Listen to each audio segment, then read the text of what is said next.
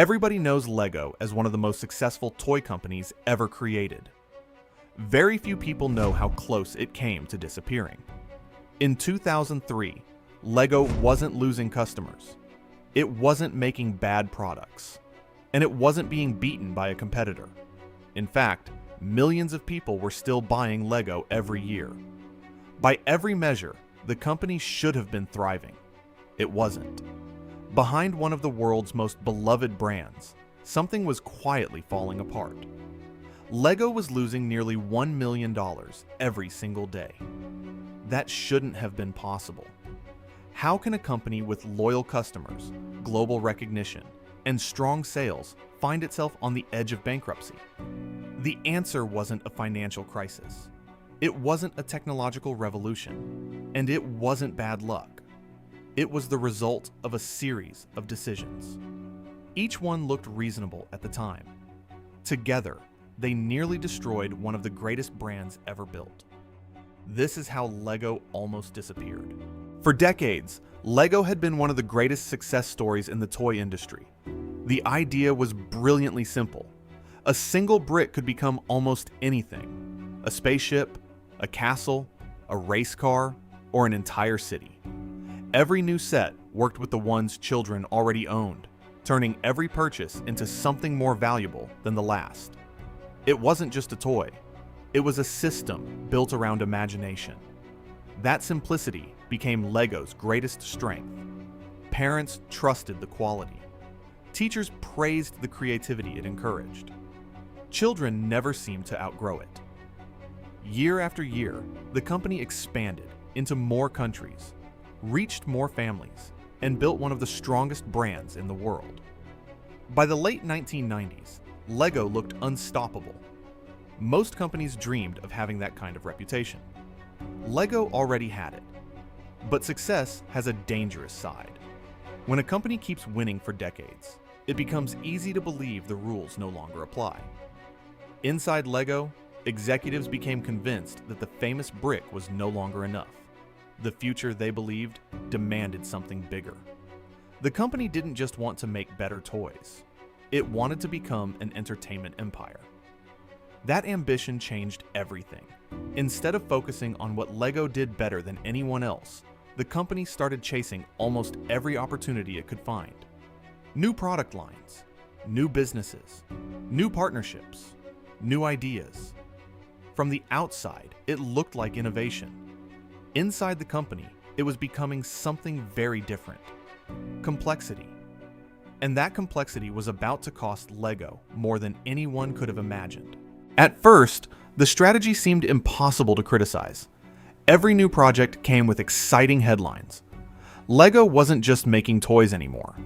It was launching video games, opening theme parks, producing television shows, creating new product lines, signing major licensing deals.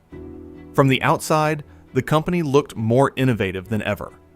Inside the boardroom, every new idea sounded like another step toward the future.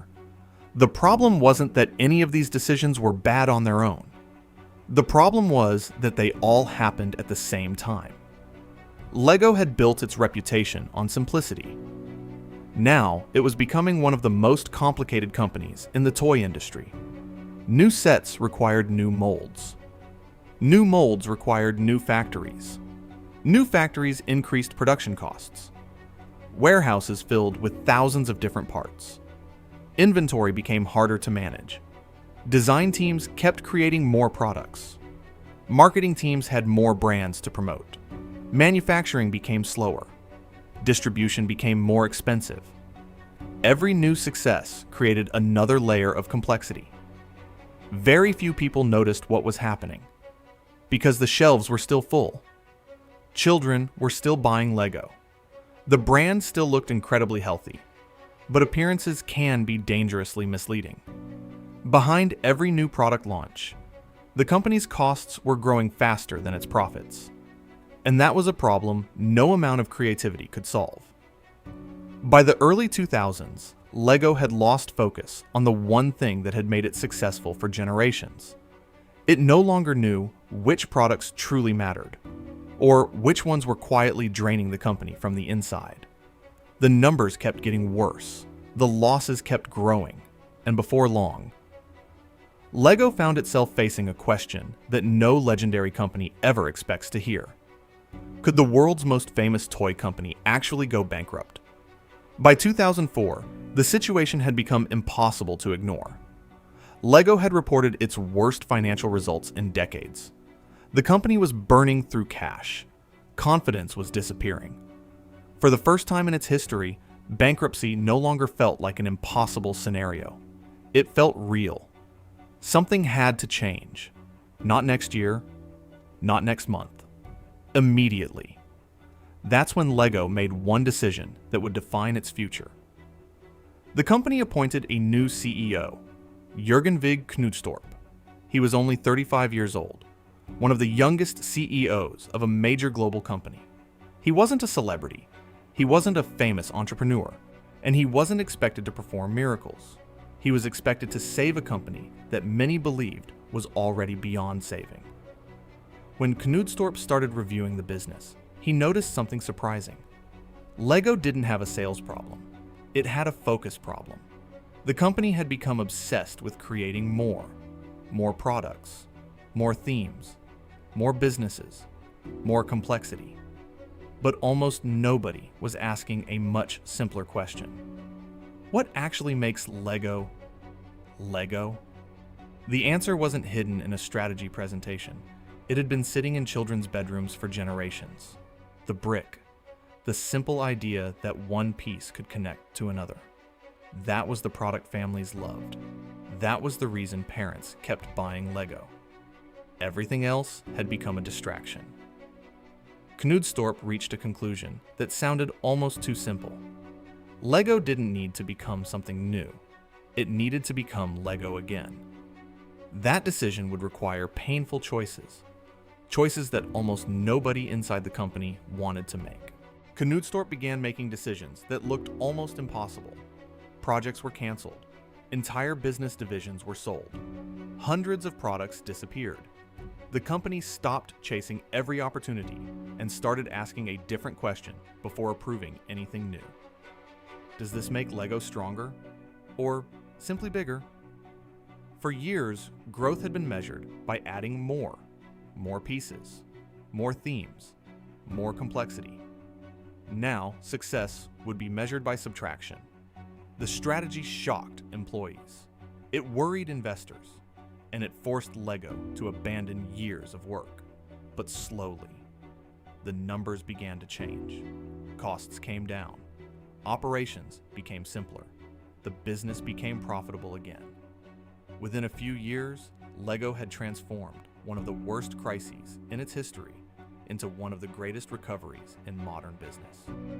Today, Lego is worth billions of dollars. Millions of children still build with the same brick that made the company famous decades ago. The product never needed to change. The strategy did, because Lego was never saved by inventing something revolutionary. It was saved by remembering what made it extraordinary in the first place. The biggest threat wasn't competition. It wasn't technology. It wasn't the economy. It was the belief that success always comes from doing more. Sometimes, the smartest decision a company can make is to stop. Because in business, growth without focus isn't growth at all. It's just expensive. And for Lego, that lesson almost came too late. Lego survived because it remembered something most companies forget. Growth doesn't come from doing more. It comes from knowing what should never change. And that's what makes this story much bigger than Lego.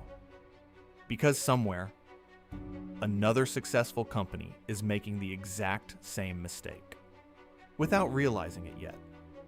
If you enjoy business stories that changed history, subscribe to Brand Case Files, because the next decision we open changed an entire industry.